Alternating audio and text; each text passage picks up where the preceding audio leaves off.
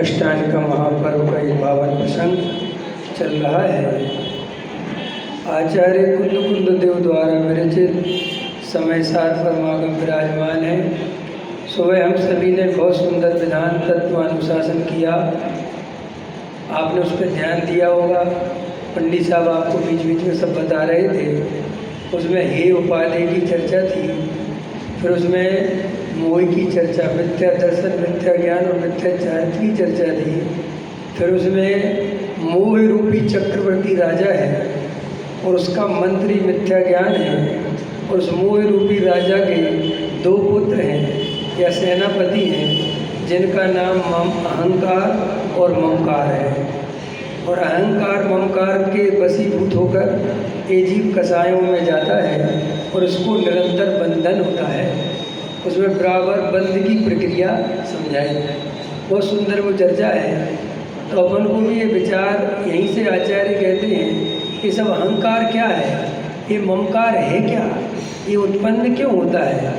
उसमें अहंकार का लक्षण क्या बताया, प्राप्त पर्याय में तन्मय हो जाता है और मैं राजा हूँ, ऐसा उस राजा फले के संयोग में अपनापन करता है कि ये मैं हूँ, मैं राजा हूँ।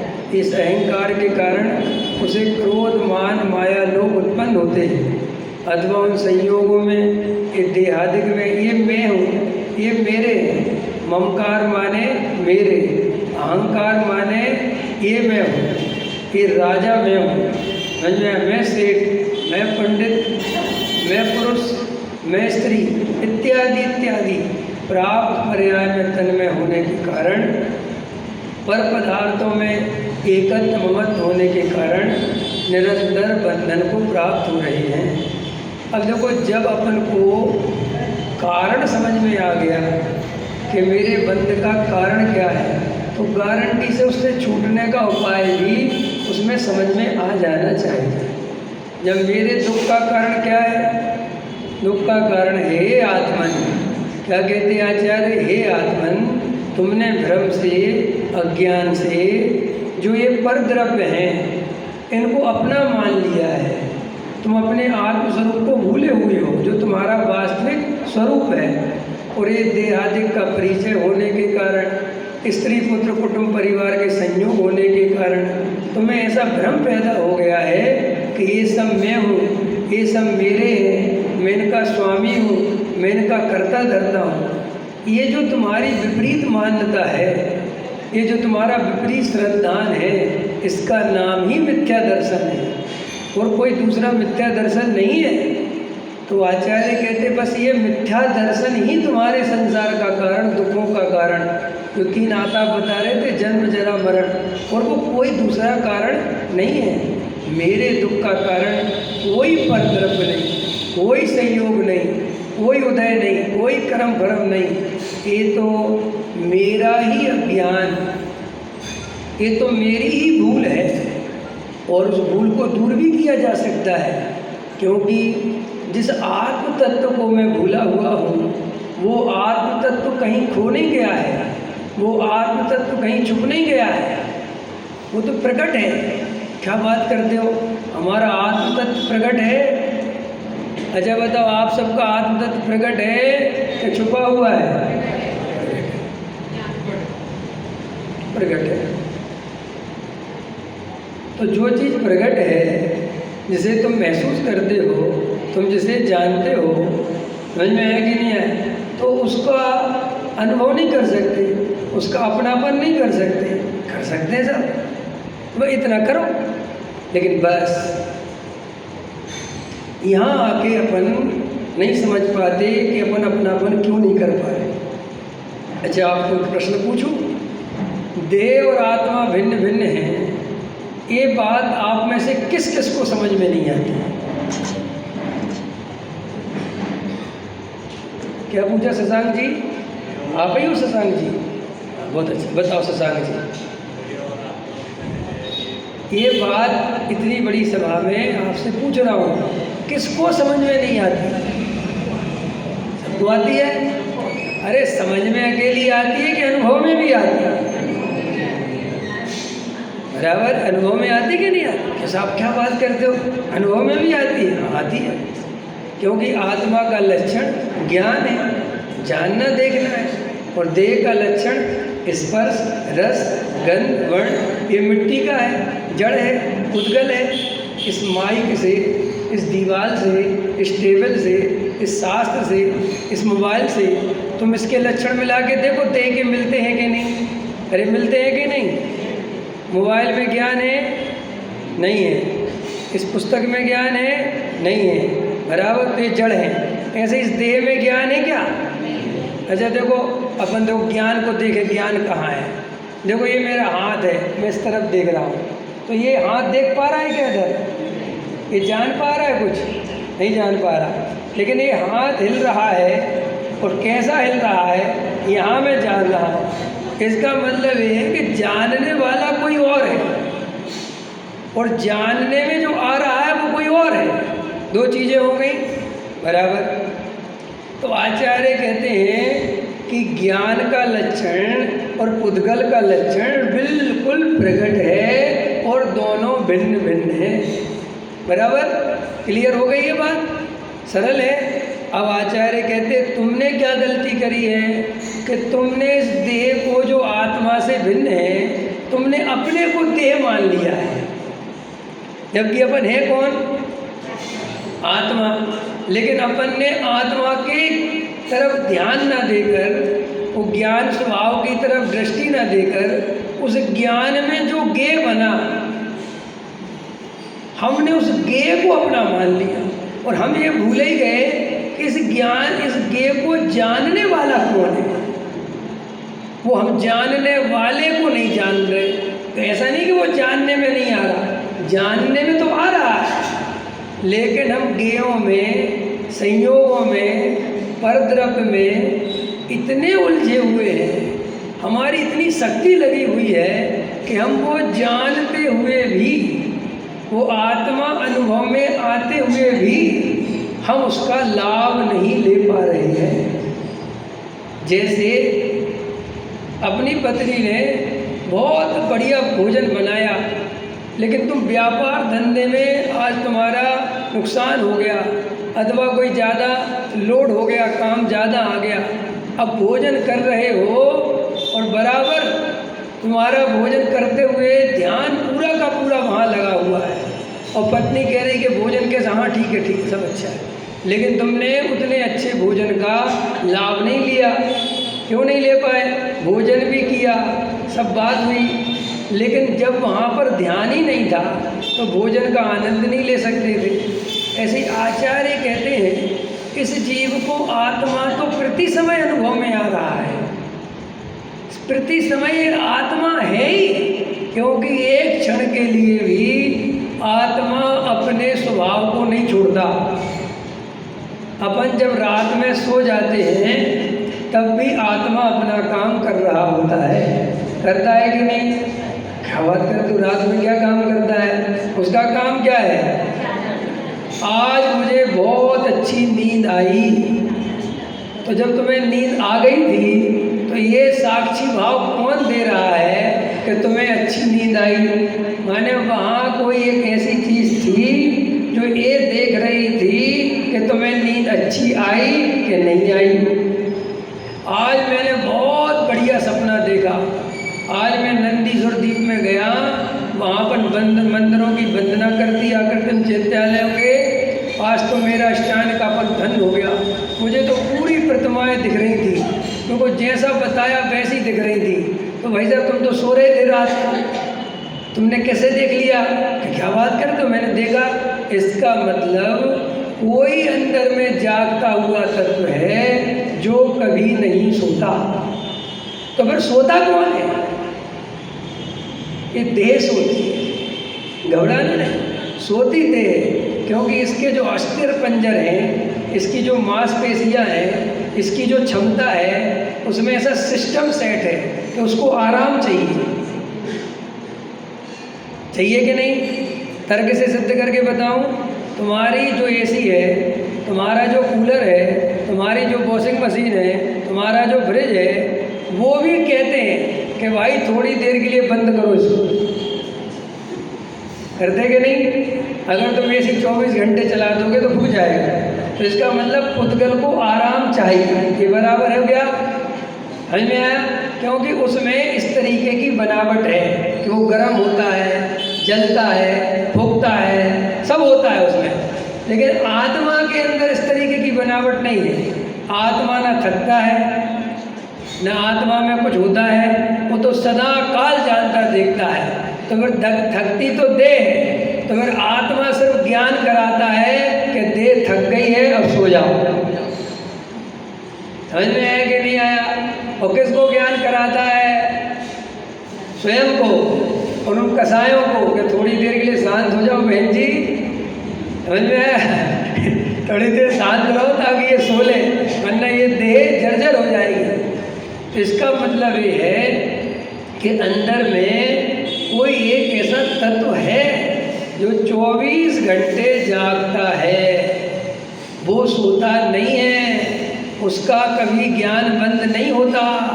तो आचार्य कहते हैं कि हे जीव, तुम्हारा जीव राज तो सदा प्रकट है, ज्ञान की प्रतिपल उठे तरंग, झांकता उसमें आत्म राम, अरे आवाल सभी गोपाल, सुलभ सबको चिन्मय अभिराम। समझ में आया? किंतु पर सत्ता में प्रतिबद्ध। ज्ञान तो, आत्मा तो अपने स्वभाव में प्रति समय उछल रहा है, ज्ञान वेदन में आ रहा है, अनुभव में आ रहा है। ऐसा कौन जीव यहाँ बैठा है जिसको ये वेदन में नहीं आ रहा कि मैं जानता हूँ, मैं जान रहा हूँ? बताओ पीछे बैठी बहन जी, आप लोगों में कोई ऐसा है जिसको ऐसा लग रहा है कि जो ये पीछे आपका बड़ा दरवाज़ा है, ये और आप एक समान हो? किसी को लग रहा है क्या?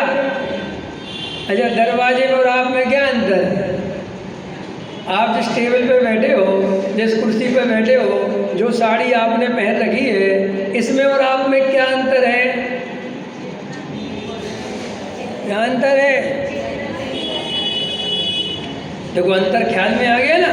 तो बस आचार्य कह रहे ये अंतर ख्याल में आना ही तो वेद ज्ञान है, और क्या ये कठिन थोड़ी है। ये तो शास्त्रों की भाषा ऐसी होती है थोड़ी सी कि तुम्हें लगता पता नहीं कितना भारी भरकम काम हो रहा है। कोई भारी भरकम काम नहीं होता है। भाषा इसी टाइप से लिखी जाती है कि वो हर द्रव्य क्षेत्र काल भाव में पढ़ी लिखी जा सके। समझ में? अब तुम्हारी रतलाम की भाषा लिख दें तो आएगा समझ में। अरे 50 शब्दों को यहाँ कुछ कहते हैं, बुंदेलखंड में कुछ और कहते हैं, इंदौर में कुछ और कहते हैं। तो हमेशा शास्त्र उस भाषा में लिखा जाता है जो सब क्षेत्रों में समझ में आती हो। समझ में आया? तो वो भाषा अपन को थोड़ी शास्त्रों की संस्कृत वगैरह प्राकृत वगैरह शब्दों से परिचय होने के नहीं होने के कारण कठिन लगती है। लेकिन बात इतनी सी है। क्या बात है कि वेद ज्ञान आचार्य कहते हैं जो कर लेगा, आत्मा की दृष्टि कर लेगा, बस वो सम्यक दृष्टि हो जाएगा। तो देखो वेद ज्ञान आ गया, देह और आत्मा भिन्न भिन्न समझ में आ गया, आया कि नहीं? इसमें कोई पढ़ाई की तो जरूरत नहीं है। एक खंबा, एक दरवाज़ा, एक कुर्सी, एक जड़ है, ये कुछ नहीं जानते देखते, और मैं चेतन हूँ क्योंकि मैं जानता देखता हूँ। अब आचार्य कहते हैं और अपन ही आचार्य से पूछते हैं कि ये लक्षण के द्वारा हमें आत्मा अलग है और शरीर अलग है, ये बात समझ में आ गई, तो भी हम सम्यक दृष्टि क्यों नहीं है? भाई हमें सम्यक दृष्टि हो जाना चाहिए। भाई आपको भी 7 तत्व पढ़े आपने, तो आपने 7 तत्व में आश्रवगंध है कि नहीं? बोलो। संबंध जरा मोक्ष क्या है? उपाधि है। और अजीब क्या है? गे है। और जीव क्या है? अरे जीव तो मैं हूँ ही। वो तो उसका, ये तो भाषा है, आश्रय करने योग्य उपाधि। अरे जीव कभी अपना आश्रय छोड़ता थोड़ी, जीव तो जीव है, वो किसका आश्रय, काय का आश्रय? लेकिन भाषा ऐसी है कि अपने स्वरूप को नहीं पहचानता, बस ये पहचानना ही उसका आश्रय लेना है। आया समझ में? तो अब अपन को 7 तत्व समझ में आ गए, तो अपन को सम्यक दृष्टि हो जाना चाहिए। अब क्यों नहीं होती बता? अब आप लोग सोचो, दो इसका जवाब। देखो अभी 3 परिभाषाएं बता रहे थे पंडित जी। देव, शास्त्र, गुरु का श्रद्धान, सम्यक दर्शन है। आप में से कौन ऐसा है जिसको नहीं है? है ना भैया? कोई गीत में त्यादृष्टि तो नहीं है न उसका प्रवचन करूं मैं? नहीं साहब, सबको क्या है। अच्छा, तत्वार श्रद्धा नाम है कि नहीं? है ना सर। आत्म श्रद्धान है कि नहीं? तो सब तीनों परिभाषाएं घटित हो गई, तो भी हम मिथ्या दृष्टि क्यों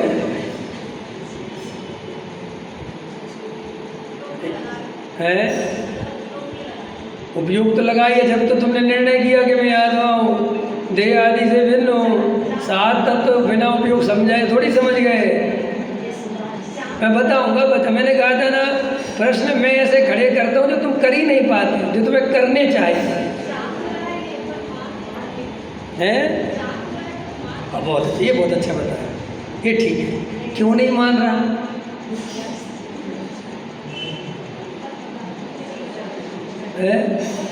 अरे बता तो दिया कि ये परद्रव्य है और उसे समझ में भी आ गया, फिर भी उन्हें परद्रव्य नहीं मान पा रहा है, उनसे उपयोग नहीं हटा पा रहा है। उसका कारण क्या है?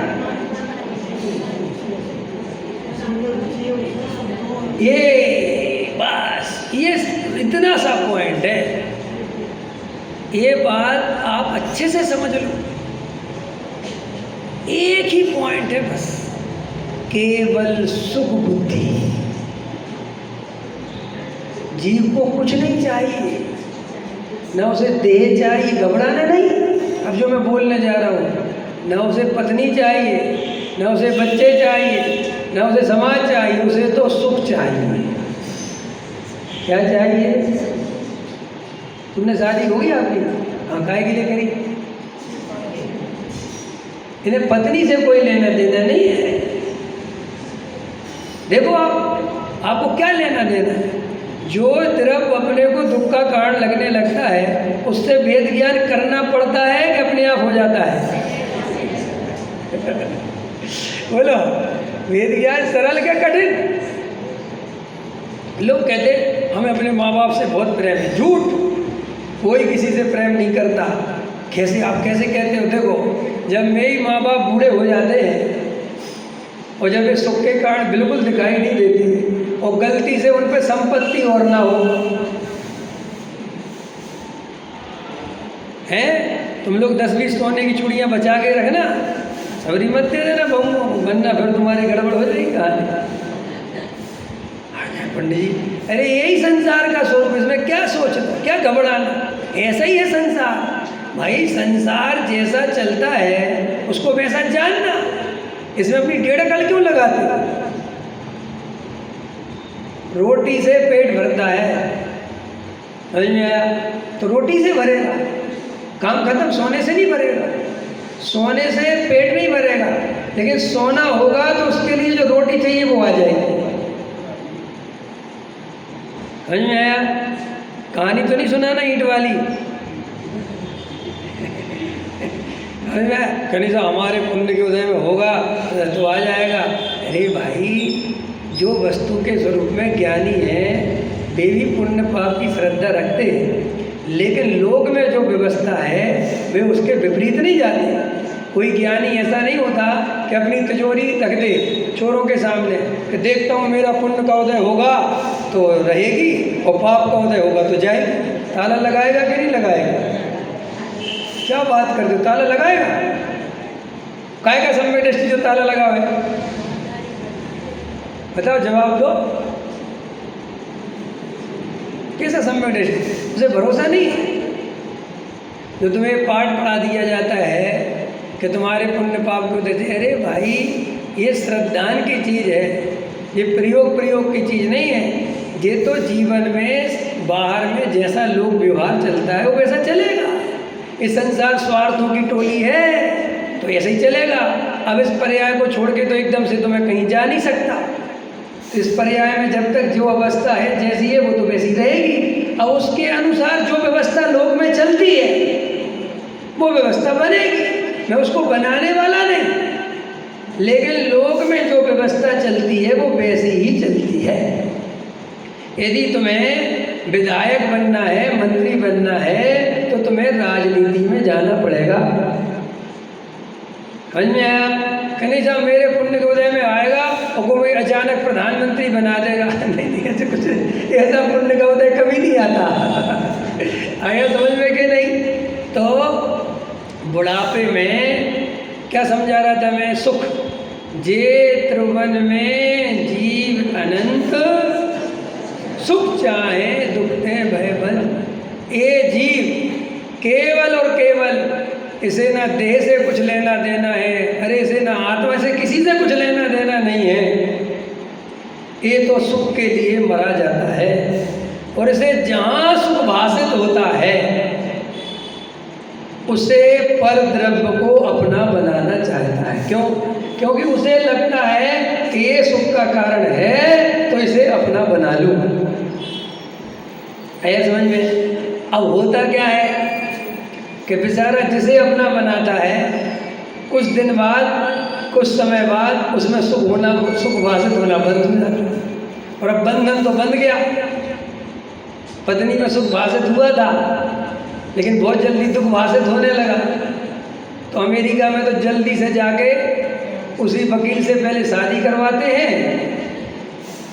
फिर वो वकील पता क्या कहता है, जब शादी होते समय के कार्ड मेरा ले जाओ, जब डिवोर्स लेना हो तो आ जाए। कि अरे कैसा वकील है?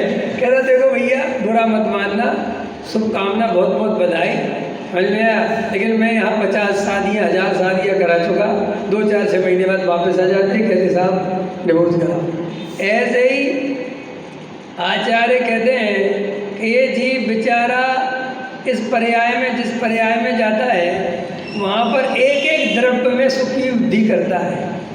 पहले तो सबसे पहले सुख बुद्धि होती है अपनी माँ में।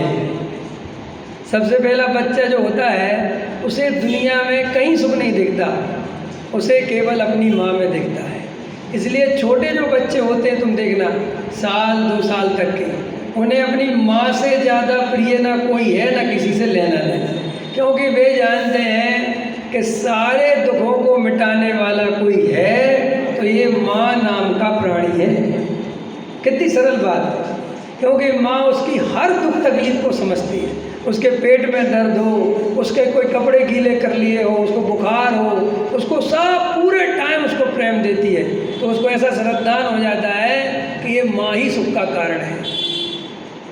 फिर कुछ दिन बाद जब वो बच्चा 4-5 साल का होता है, थोड़ा बड़ा हो जाता है, तो वो देखता है कि माँ सुख का कारण नहीं है, माँ तो पिता के अधीन है, और पिताजी ही जो जेब में से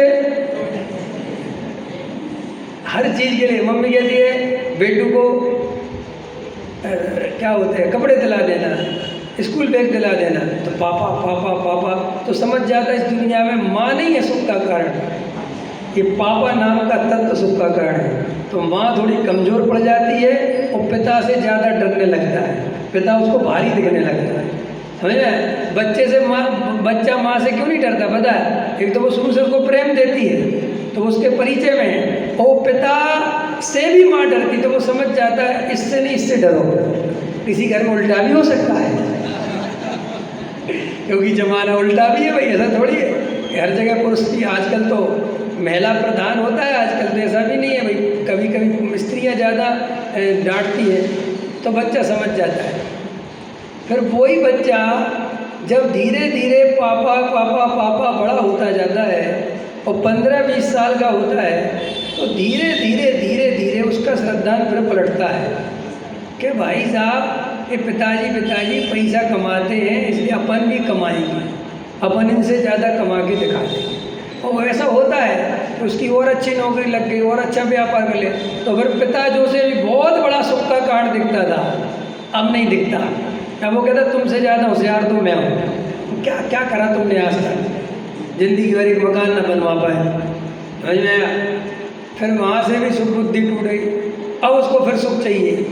अब जिस टाइप का सुख चाहिए तो वो स्त्री में भी दिखता है, तो सोचता है शादी करो, शादी में सुख मिलेगा, शादी कर लेता है, बहुत खुश होता है, और सारी सुख बुद्धि पत्नी में आ जाती है।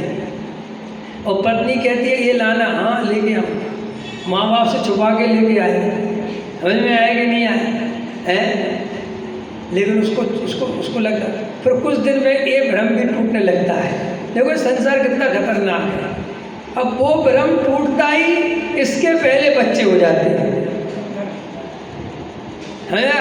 और वो सारा भ्रम कन्वर्ट हो जाता है गाय में, बच्चों।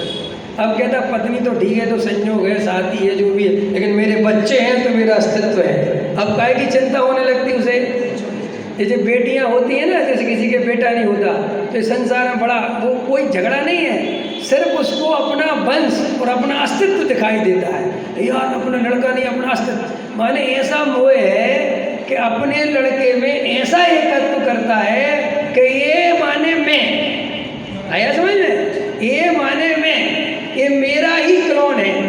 जैसे चक्रवर्ती के क्लोन निकलते ना है डुप्लीकेट, तो सोचता है ये बेटा माने मैं, ऐसा उसमें मोह पैदा करता है, और सोचता है बेटा हो गया तो मेरी संपत्ति का वारिस हो गया सब कुछ। और अपने बेटे को संपत्ति देने में किसी को दुख नहीं होता, देखा तुमने? क्यों नहीं होता? क्योंकि वो ये समझता ही नहीं कि मैं दूसरे को दे रहा हूँ, उसको तो लगता है ये मेरे ही बेटा माने मेरे को ही देके जा रहा हूँ। ये मोह की महिमा है, ये सब संसार की दुख रूप ऐसा है, और इसलिए अभी भ्रम नहीं टूटता। अब ये भ्रम मंदिर में आए, स्वाध्याय करने बैठते हैं, रोज पूजा पाठ भक्ति करते हैं। अब यहाँ पर भी क्या होता है कि यहाँ पर भी भ्रम तोड़ने का जो उपाय है वो अंदर में गहराई से जाके तत्व विचार नहीं करता। क्या नहीं करता? देखो तत्व विचार कितनी इम्पोर्टेंट चीज़ है, ये बात अगर आपको समझनी हो तो आप मोक्ष मार्ग प्रकाशक को पढ़ो। टोडामल जी से सब परिचित है कि नहीं? आप लोगों में से कौन नहीं जानता टोडामल जी को? सब जानते, धन्यवाद। टोडामल जी ने जो पंडितों के पंडित हैं, समझ में आया? महापंडित हैं, जो सबसे धुरंधर पंडित कहलाते हैं, वे भी टोडामल जी के सामने कुछ नहीं है।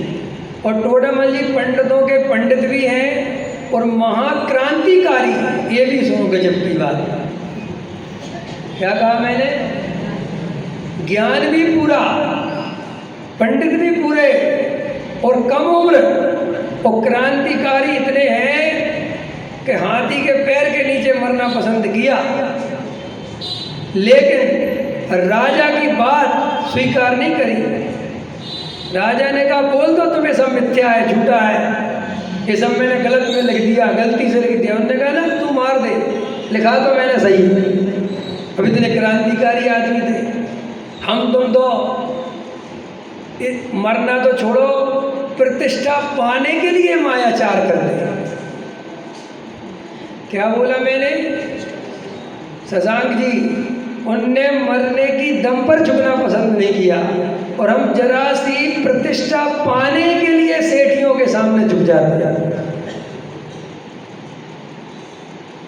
समझ में आया? जो पंडित सेठियों की जी हजूरी करता है उसे टोडामल जी के भक्त कहलाने का अधिकार नहीं है। समझ में आया? वो अपने आप को टोडामल जी को मैं पढ़ता हूँ, ये उसे कहने का अधिकार नहीं है। जो पद प्रतिष्ठा पाने के लिए जो राजनीति करता है वो पंडित टोडामल जी का शिष्य नहीं हो सकता, क्योंकि जिनने जान की बाजी लगाकर, समझ में आया, अपने प्राण न्यौछावर करने की बाजी लगाकर भी इस तत्व ज्ञान में समझौता नहीं किया, हम उन टोडामल जी के शिष्य हैं। तो वे टोडामल जी क्या कहते हैं कि देखो तत्व विचार की महिमा। टोडामल जी का वाक्य है, देखो तत्व विचार की महिमा। माने टोडामल जी साहब जैसा मनोवैज्ञानिक गहराई से सूक्ष्म अध्ययन करने वाला, जिसने 7वां अधिकार लिख के अपने आप में एक अद्भुत क्रांति, अभूतपूर्व 7वां अधिकार ऐसा अधिकार है कि पूरा जैन दर्शन उठा के पढ़ो, आपको ऐसा दर्शन, ऐसी फिलॉसफी, ऐसा मनोविज्ञान कहीं मिल जाए तो आप लेके आना। और एक ही जगह उन्होंने रख दिया सबको। भाई साहब व्यवहाराभासी पढ़ो तो टोडामल जी निश्चयाभासी लगते हैं, और निश्चयाभासी पढ़ो तो टोडामल जी व्यवहाराभासी लगते हैं, और उभयाभासी पढ़ो तो समझ में नहीं आता कि अब क्या लगते हैं। ऐसी कलम, ऐसे लिखने वाले जिन्होंने इतनी गहराई से सम्यक दर्शन के निर्दोष लक्षण बताए, तत्वों का अन्यथा स्वरूप समझाया, और बहुत बारीकी से एक एक चीज, वो टोडामल जी कहते हैं कि अगर तुम्हें सम्यक दर्शन प्राप्त करना हो तो एक ही उपाय है कि तत्व विचार करो। तत्व विचार के बिना जीव को सम्यक दर्शन नहीं हो सकता। अभी अपन जयमाला पढ़ रहे थे ना आप लास्ट में, उसमें क्या क्या लिखा था देखा आपने? ध्यान दिया? 6 उपसम ज्ञान से कुछ नहीं होता, शास्त्र ज्ञान से कुछ नहीं होता, पूजा पाठ से लिखा, पूरा लिखा कि नहीं? तो लोग कभी कभी ये पढ़ते हैं तो कई तो सोचते हैं ये लोग पागल कर देंगे।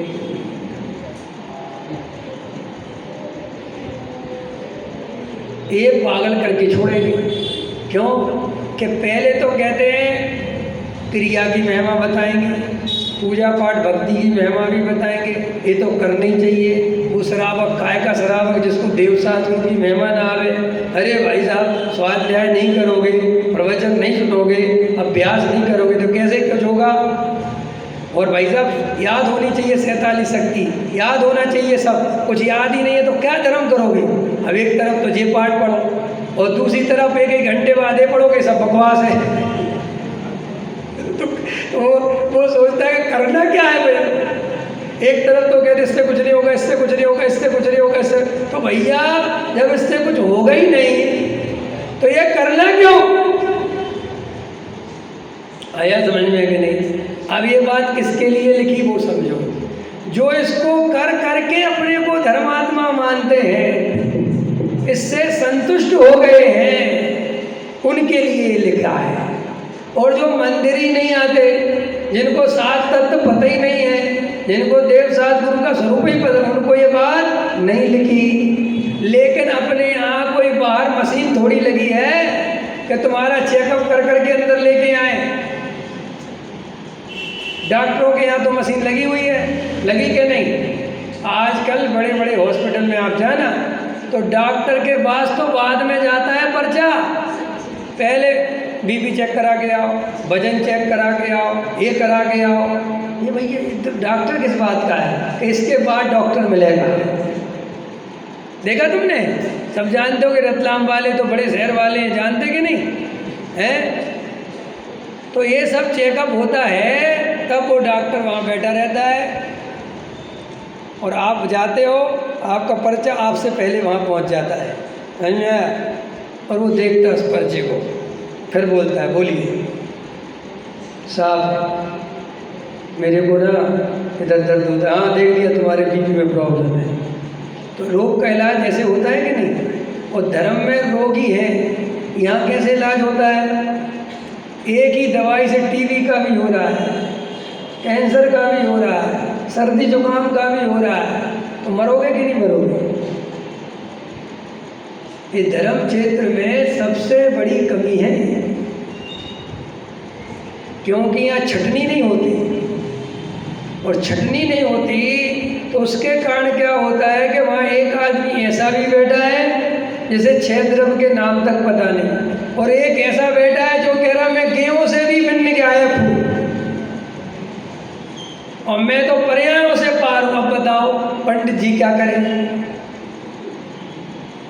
अब पंडित जी जब उसकी तरफ देखते हैं तो 6 द्रव्य समझाने का भाव आ जाता है, और शशांक जी की तरफ देखते हैं तो गहरी बात समझाने का भाव आ जाता है, और एक बीच वाला और है जिन दोनों के बीच में है, उसे 6 द्रव्य समझाओ तो कहता कितना स्थूल समझा रहा है, और शशांक की तरफ देख के समझाओ तो कहता कितना सूक्ष्म समझा रहा है। फिर बीच वाले को देखो तो बीच का समझाओ तो खिचड़ी बनेगी कि नहीं बनेगी? समझ में आया कि नहीं? प्रॉब्लम समझ में आ रही? हमारी बीमारी, क्योंकि हम अपनी बीमारी को लेके सेंसिटिव नहीं हैं, हम अपनी बीमारी का इलाज कराना नहीं जानते। हम लोग धर्म को क्या समझते हैं? कोई भी प्रवचन सुन रहा हो, कोई भी चल रहा हो, अपन तो सुनो जी, अपन तो देखो जी धर्म की बात है, अपन तो सुनो, चाहे कोई कितने स्थूल चला रहा हो, अरे कोई बात नहीं सुनना चाहिए। अरे भाई सुनना चाहिए नहीं है। मेरे जब सर्दी जुकाम खांसी मिट गई है तो मैं सर्दी जुकाम खांसी की दवाई क्यों लूँगा?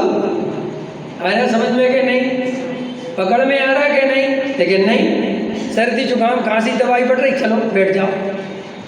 कि भैया तुम काहे को बैठ गए? अरे साहब अब अच्छी बात है, कम से कम फिर से ले लेंगे तो आगे नहीं होगा।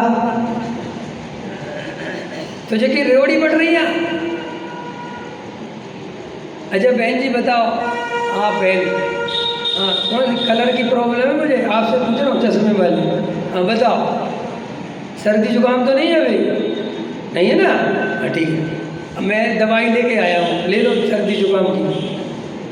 हमें तो है ही नहीं, अरे ले लो क्या होगा? दवाई बुरी होती है क्या? कोई खाएगा रिएक्शन? वो दवाई बहुत बढ़िया, कोई रिएक्शन नहीं करती, तुम तो खा लो।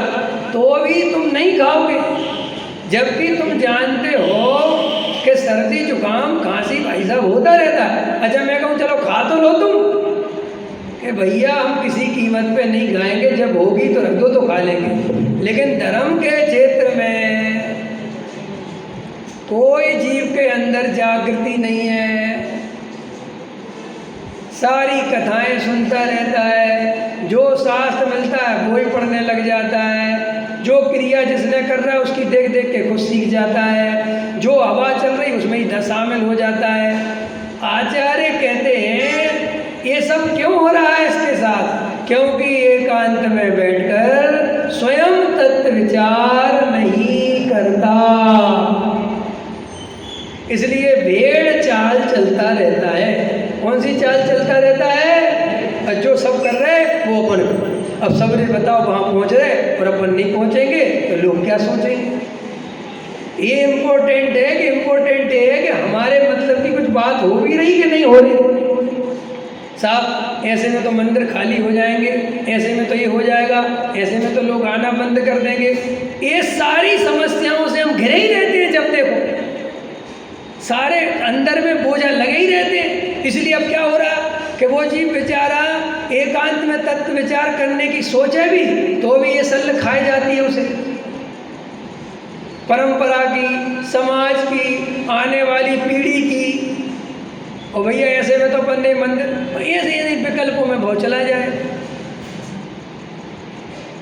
तो फिर साहब हम मंदिर आओ, सब विधानों में आओ, पूजा पाठ में आओ, लेकिन इसके अलावा 2 घंटे तत्व विचार के लिए एकांत में निकालो,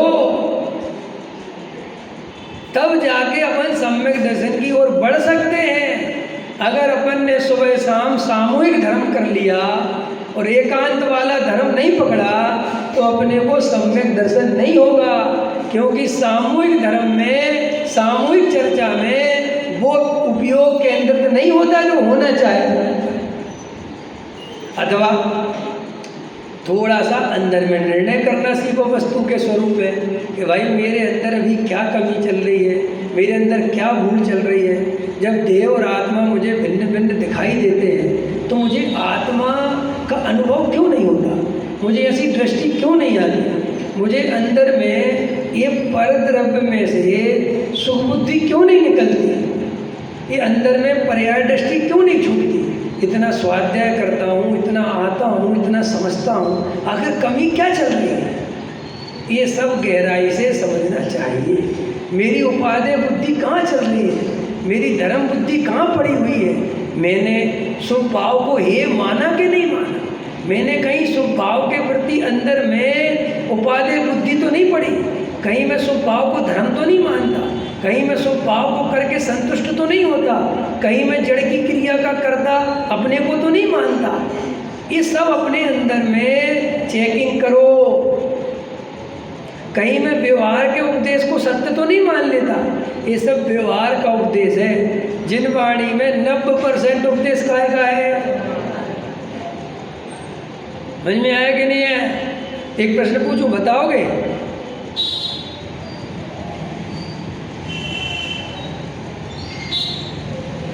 स्वभाव करना चाहिए कि नहीं करना चाहिए, बताओ बताओ।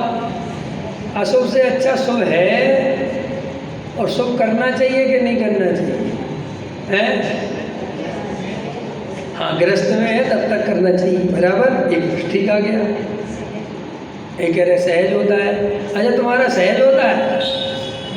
आप लोगों में से पुण्य भाव सहज किस किस का होता है, हाथ उठाओ, जो तुम्हें ताकत लगा के नहीं करना पड़ता। देखो, देव शास्त्र गुरु की महिमा। देखो, एक बहन जी का हाथ उठा कर देखो, जो विचारशील होता है उसे समझ में आता है कि प्रश्न क्या पूछ रहे हैं। समझ में आया ना? वो लोगों को समझ में नहीं आता ना प्रश्न क्या है। भाई, देव शास्त्र गुरु की महिमा आपको आती है कि लानी पड़ती है? लानी पड़ती है, हैं? ये बच्चे बोलो क्या कह रहे हैं? हाँ, लानी पड़ती, बराबर, सच्ची बात है, बिल्कुल गलत नहीं कह रही, वो एकदम सही कह रही है। भाई साहब, मिथ्या दृष्टि को महिमा लानी पड़ती है, क्योंकि उसको माल मिला ही नहीं। जब माल मिलता है तब महिमा अपने आप आती है। आया समझ में? उदाहरण दे देता हूँ ताकि समझ में आ जाए। तुम बहुत देर से रतलाम के चौराहे पे भटक रहे थे और तुम्हें अजमेरा जी के घर जाना था। अब तुम्हें भैया रास्ता नहीं मिल रहा, बड़े परेशान हो गए। कोई रास्ता ही नहीं बता रहा, जिससे पूछ रहा कुछ बता रहा, कुछ बता रहा, बड़ा परेशान हो गए। 3 घंटे हो गए भटकते भटकते। समझ में आया? अब एक बाबूजी मिले, एक सज्जन व्यक्ति मिले, उनसे बोला मैंने, यार भैया अजमेरा जी के घर जाना भाई साहब। वो ऐसे ही लग रहे थे, ज़्यादा कुछ ऐसे नहीं लग रहे थे, लेकिन फिर भी क्या करते, पूछा रास्ता। तो उनको उन्होंने कहा, देखो भैया, यहाँ से आगे जाना, एक लाल बत्ती आएगी, वहाँ से राइट मुड़ जाना, वहाँ से आगे जाना, पहला चौराहा आएगा, उससे लेफ्ट मुड़ जाना, और 10वां घर उनका है। उसने बताया। तो उस समय उसकी बातों पे विश्वास करने के अलावा हमारे पास कोई उपाय तो था नहीं। हमने कहा ठीक है बाबूजी आ जाएगा ना पक्का? हाँ बिल्कुल बिल्कुल आ जाएगा। ठीक है बाबूजी, ठीक है, धन्यवाद धन्यवाद। है, अभी वो धन्यवाद सच्चा नहीं है, अभी वो धन्यवाद झूठा है।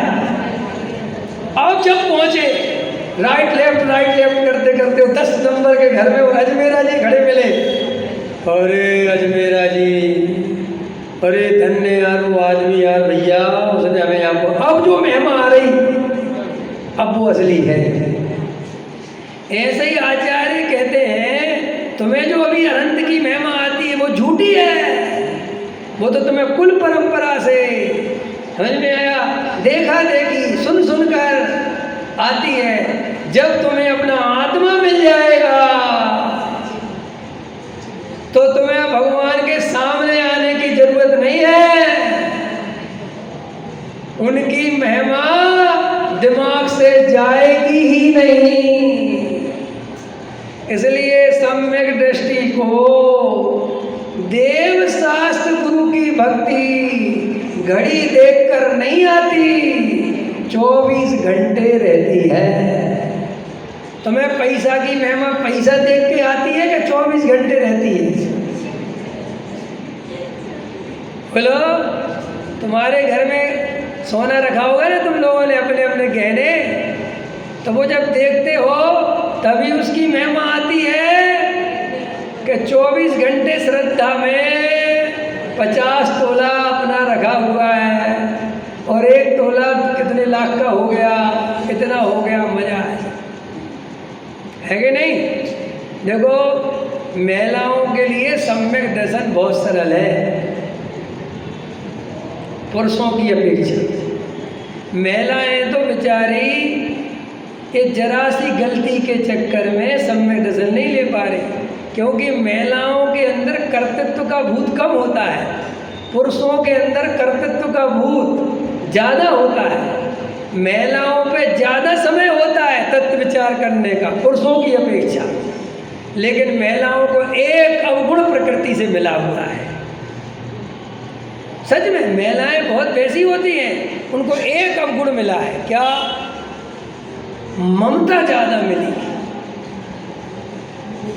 माँ हो ना तुम लोग, और तुम लोगों की एक ऐसी प्रवृत्ति है कि तुम्हें अपनी चिंता कभी नहीं होती, बस जब देखो दूसरों की। जब छोटी सी थी तब अपनी मम्मी की और पापा की चिंता करती थी, देखी तुमने? होता है। देखो, मेरा एक बेटा बेटी है, ठीक है, बेटा बड़ा है, मेरी बेटी छोटी है। अब बेटा तो यहीं पढ़ता है 2.5 दिन में, अब बेटी हो गई 11 साल की। तो मेरा बेटा जब बड़ा हुआ और बेटी छोटी थी, बेटा ने आज तक मुझे पानी ला के नहीं दिया, समझ में आया ना? आज तक पूछा कि पापा थक गए होंगे, पापा आपको पानी ला, कुछ नहीं। और अभी मेरी बेटी जैसे ही 7-8 साल की हुई, 9 साल की हुई, और अब तो 11 की हो गई, अब तो चाय बना के भी देने लगी। अब आता हूँ सबसे पहले सब काम छोड़, पापा आ गए, पापा पानी। ऐसे ही मैं दोपहर में अगर भोजन के लिए लेट हूँ तो उसका ही फोन आएगा, पापा भी। तो देखो, उसको प्रकृति से देखो सिस्टम है ना, अभी तो कर रही पिता की चिंता, और जैसे भी शादी हो जाएगी तो पति की चिंता। महिलाएं इतनी दरिया दिल होती हैं कि अगर इनके घर में कोई नहीं हो तो ये खीरा खा के काम चला ले, ये भोजन ही नहीं बनाए। गजब की बात, स्त्रियां कभी अपने लिए भोजन नहीं बनाती, इससे ज्यादा और समर्पण क्या होगा? और उसका पति अकेला हो और पति खूब कहे कि अपन दोनों अकेले ही हैं, तू कुछ मत बना,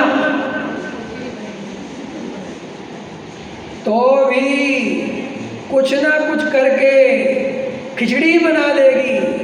और वो खिचड़ी अकेली नहीं बनाएगी, साथ में कुछ और भी, लेकिन तुम्हारे प्रति समर्पण देखो। इन महिलाओं का अगर ऐसा अपनी आत्मा के लिए समर्पण आ जाए तो 1 मिनट में सम्यक दर्शन हो जाए। 1 सेकंड लगना तुम्हें। और जो स्त्री पर्याय कोई बुरी नहीं है, ये सब बेकार की बात है। तो साहब क्या बात करते हो आप, पहले पंडित हो? अरे भैया, स्त्री पर्याय से मोक्ष नहीं होता, सो पंचम काल में तो पुरुषों को भी नहीं होना, सो यहाँ तो सब बराबर ही हो गया ना खेल। समझ में आया कि नहीं आया? और भैया तुम्हें भी सम्यक दर्शन लेना है और हमें भी लेना है, सो अपन दोनों, मैं बड़ा तुम छोटी कहाँ से हो गई? बोलो, क्या ये बेकार की बात है? हाँ, अगर आदिनाथ के समोषण में तुम बैठी होती और हम बैठे होते तो अपन थोड़ा सोच सकते थे कि भैया तुम अभी मोक्ष नहीं जा सकती, मैं जा सकता हूँ। लेकिन पंचम काल में तो सवरे मिथ्या दृष्टि आते हैं, नहीं तुम्हें स्त्री पर्याय का छेद करना है। क्या छेद वेद करना है? क्या ये स्त्री पर्याय कोई पाप बाप की वजह से नहीं मिलती है? सब बिल्कुल झूठ है। कितनी खतरनाक बात बोल रहा हूँ मैं तुम्हें। अरे भाई वे तो भाव नक्की है। मनुष्य पर्याय में 24 भाव बताए, उसमें से 8 स्त्री के, 8 पुरुष के और 8, तो फिर स्त्री पर्याय पूरी कहाँ से हो गई? और तुम पुरुष कोई पुरुषार्थ करके हो गए क्या?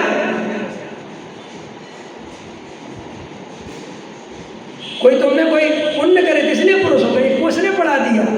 अरे भाई तुम्हारे क्रम में पुरुष का नंबर था, उसके क्रम में स्त्री का नंबर था, इसमें क्या दम है? हाँ, सम्यक दर्शन ले लो तो दोबारा स्त्री नहीं बनोगे, ना तुम ना वे, इतनी सी बात है। और 8 पर 10 में मोक्ष चले जाएंगे। भाई सम्यक दर्शन की महिमा क्यों है? स्त्री विस्त्री पर्याय छोड़ने पड़ने की बात नहीं। सम्यक दर्शन की महिमा इसलिए है भैया कि सम्यक दर्शन के बिना कोई जीव मोक्ष में नहीं जा सकता। कोई स्त्री पर्याय छेदने के लिए सम्यक दर्शन थोड़ी लेना पड़ता है। अच्छा बोलो तुम पुरुष होगी कि नहीं होगी? रहे होंगे, और हम कभी स्त्री रहे होंगे कि नहीं? इसलिए विज्ञान कहता है कि कोई पुरुष पूरा पुरुष नहीं होता और कोई स्त्री पूरी स्त्री नहीं होती। पता है आपको? एक को क्या होता है, शंकर जी और शिव जी का बता दें ना, पार्वती का आधा आधा और अर्धनारीश्वरी। हाँ, ये अर्धनारीश्वरी क्या है?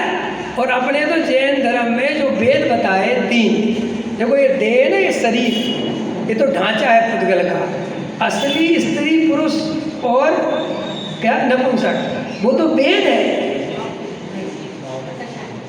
और अपना वेद बदलता है, पता है आपको? स्त्री वेद को पुरुष वेद का उदय आता है, पुरुष वेद को स्त्री वेद का उदय आता है। इसलिए कभी कभी तुमने ऐसा भी देखो, कई पुरुषों में स्त्रियों जैसा आचरण पाया जाता है और कई महिलाओं में पुरुषों जैसा आचरण पाया जाता है, जबकि उसके शरीर स्त्री का है लेकिन उसकी आत्मा पुरुषों जैसी है। और कई के पुरुष हैं लेकिन आत्मा स्त्री जैसी। होता है कि नहीं होता है? तो इसमें कुछ दम नहीं है, ये तो सब वेद वेद के उदय हैं, इससे आत्मा का कोई संबंध। समझ में आया? तो मैं स्त्रियों की कोई वो नहीं कर रहा हूँ ना कोई के पंडित जी स्त्री, मैं तो स्वरूप समझा रहा हूँ कि जो महिलाएं व्यर्थ में अपने को कोसती रहती हैं स्त्री पर्याय, ये सब बिल्कुल गलत बात है, कोई दम नहीं है। समझ में आया? मेरी शादी हो रही थी, जब मेरी शादी हो रही थी तो मैं बारात लेके गया, तो वहाँ पर हमारे सब श्रोता भी गए शादी में, तो मैं दूल्हा बन के बैठा था। तो पंडित वो बोले हमारे श्रोता, पंडित जी दूल्हा बन गए तो क्या होगा, कुछ तो बोलना पड़ेगा, माइक पे कुछ तो बोलना पड़ेगा आपको। अब इतनी सारी बारात वहाँ उनकी लड़की वाले बैठे, सब बैठे। मैं ठीक है ले आओ माइक, मुझे क्या फ़र्क पड़ता। माइक ले आए तो मैंने बोला मैं शादी करके कोई पाप नहीं कर रहा हूँ, मैं तुम सोचोगे बहुत बड़ा पाप कर रहा हूँ, इसके लिए भी व्रत है, ये भी एक व्रत है शादी करना। और शादी करके भी और घर में रहकर भी मैं पंचम गुण स्थान प्रति श्रावक बन सकता हूँ। समझ में? इसलिए शादी वादी की क्या आफत आ गई? तो ऐसे ही स्त्री होकर भी तुम बराबरी से सम्यक दर्शन ले सकते हो, पंचम गुण स्थान प्रति श्राविका बन सकती हो। और अगर चाहो तो तुम्हें प्रकृति में ज़्यादा अनुकूलता है आत्मा की अनुभूति करने की, क्योंकि अपने तुम्हारे अंदर समर्पण भाव है ना। पुरुष अहंकारी होता है, पुरुष के अंदर क्या होता है, मैं पना होता है, मैं, उसके अंदर एक बहुत जम से रहता है मैं। और स्त्री के अंदर तो समर्पण है ही, जो अपने लिए भोजन ना बनाए और दूसरों के लिए बना दे। अब पुरुष की प्रकृति देखो कैसी है कि अगर दूसरे के लिए बनाना पड़ा तो खुद भूखा रह जाए कि मैं तो ना बनाता, कि यार मेरे लिए बना दे ना। अरे भाई मेरे बस की नहीं, तू बना सके तो बना दे, वो नहीं बनाएगा। लेकिन अकेला हो तो वो बना भी आया तो इससे उसकी प्रकृति पता चलती है। ये पुरुषों को अहंकार चाहिए। स्त्री तो जहाँ बैठा दो, पूजा पाठ में लगा दो तो बेचारी वहीं लग जाती। ये धर्म पूरा स्त्री ही तो चला रही, चाहे अधर्म चला रही हो चाहे सच्चा धर्म चला रही हो, चाहे कुगरुओं के पास बैठी हो चाहे सुगरुओं के पास बैठी हो, संख्या तुम्हें स्त्रियों की ही ज़्यादा मिलेगी। चाहे नारायण कथा चल रही हो चाहे हरि कथा चल रही हो, वो सब जगह तुम्हें महिलाएं मिलेंगी। तो देखो भाई, महिलाएं अपना विवेक जागृत करो, भेद ज्ञान करो, भूल जाओ स्त्री विस्त्री की पर्याय, सब बेकार की बातें हैं। मैं तो राग देश की पर्याय से भी भिन्न तत्व हूँ। ये देहादि की पर्याय से मेरा क्या लेना देना? आया समझ में कि नहीं? ऐसा मजबूती से भेद ज्ञान करना चाहिए। समय बहुत जल्दी हो जाता है, मुझे खुद ही नहीं पता चलता। मुझे ऐसा लग रहा है कि मैंने 10 मिनट प्रवचन किया और जबकि 56 मिनट हो चुका। बड़ी दिक्कत है। चलो, तो आपको और हमें समझ में आ गया कि देह और आत्मा का भेद ज्ञान तो हम जानते हैं, ये तो बात हमें समझ में आती है। लेकिन हमारी प्रॉब्लम देह और आत्मा को अलग अलग देखना नहीं है, हमारी प्रॉब्लम है सुख। चर्चा कहाँ से चालू करी थी? हमें सुख चाहिए और हमें आत्मा में से सुख कैसे मिलेगा, ये बात समझ में नहीं आती। पकड़ में आया कि नहीं? ये हमारी बेसिक प्रॉब्लम है। अगर हमें अंदर में श्रद्धान होने लग जाए कि पर द्रव्य का जो मैं सुख मानता हूँ, पर द्रव्य में जो सुख मानता हूँ वो तो क्षणिक है, विनाशिक है, पश्चाताप से भरा हुआ है, पराधीन है, अनंत आकुलता रूप है, समझ में आया? और कर्माधीन है और सदाकाल रहने वाला नहीं है। तो मैं इन क्षणिक सुखों के भरोसे कब तक ये धक्के खाता रहूँगा? और ये पर्याय थोड़े काल की है। ये पर्याय जाते ही प्रकृति में ऐसी व्यवस्था है कि जीव दुर्गतियों में चला जाता है। बड़ी मुश्किल से मुझे अवसर मिला है कि मैं ये क्षणिक सुख को छोड़कर शाश्वत सुख को प्राप्त करूं। और मुझे सर्वज्ञ पर, जिनेंद्र देव की वाणी पर, मुनि राजे आचार्य भगवंतों की वाणी पर, उनकी लेखनी पर 100% भरोसा है। क्योंकि वे वीतरागी थे, वो रागी द्वेषी नहीं थे। और उन्होंने ऐसा बताया कि तेरी आत्मा में अनंत सुख भरा पड़ा है। अरे जिस सुख की तुझे तलाश है वो सुख तेरे ही पास है। जीव शाश्वत सुख खोज रहा है, इसमें जीव की कोई गलती नहीं है, क्योंकि वो शाश्वत है। और जो शाश्वत है वो शाश्वत सुख को खोजेगा ही। बस क्या करे बेचारा, ये नहीं समझ पा रहा है कि वो शाश्वत सुख पर द्रव्य में नहीं है, मेरे में ही है। बस ये अगर तुम्हें समझ में आ जाए तो सम्यक दर्शन हो जाए। भाई पंच इंद्रिय के विषय भोग बुरे हैं, बुरे हैं, बुरे कुछ नहीं होता संसार में। बस वे तुम्हें शाश्वत सुखी नहीं कर सकते। वे क्षणिक हैं, पराधीन हैं, महाकर्माधीन हैं। समझ में आया कि नहीं आया? इसलिए आचार्य कहते हम तुझे वो सुख बता रहे जो तेरे अधीन है, जो कर्माधीन नहीं है, जो शाश्वत है। तेरे अंदर अनंत शक्तियाँ छुपी हुई हैं। तू एक बार एक पर द्रव्य से दृष्टि हटा और एक बार आत्मा की सच्ची दृष्टि कर और उसमें अनुभव कर कि यही मैं हूँ। तुझे अनंत आनंद मिलना चालू हो जाएगा। तू एक बार घबरा मत, कुछ छूटने वाला नहीं है, कुछ होने वाला नहीं है। समाज की चिंता, संयोग की चिंता तू व्यर्थ में करता है भाई। अच्छे अच्छे लोग ये सोचते हैं कि हम मर जाएंगे तो हमारे घर का क्या होगा। कुछ नहीं होता भाई, आदमी मर जाता है और वे घर वाले अपना दूसरे काम में लग जाते हैं। हम सबको ये भ्रम है कि हम मर जाएंगे तो हमारे बच्चों का क्या होगा। तो भैया मर के देख लो।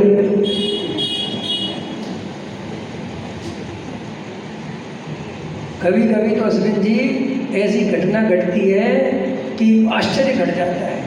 कभी कभी जैसे कभी कभी क्या होता है, किसी के घर में कोई मर गया उदाहरण के लिए, अब अपन नहीं जा पाए उस समय जब वो मरा, और अपन को 15 दिन बाद या महीने भर बाद टाइम मिला, तो अपन तो बड़े दुखी हो के जाते हैं कि यार वो बेचारा बताओ यार जवान लड़का था या जवान बहू थी, या यार तो 35 साल। अपन सोचते कि बड़ी दुख की बात है, और अपन गए वहाँ बड़ा लटका के चेहरा लेके,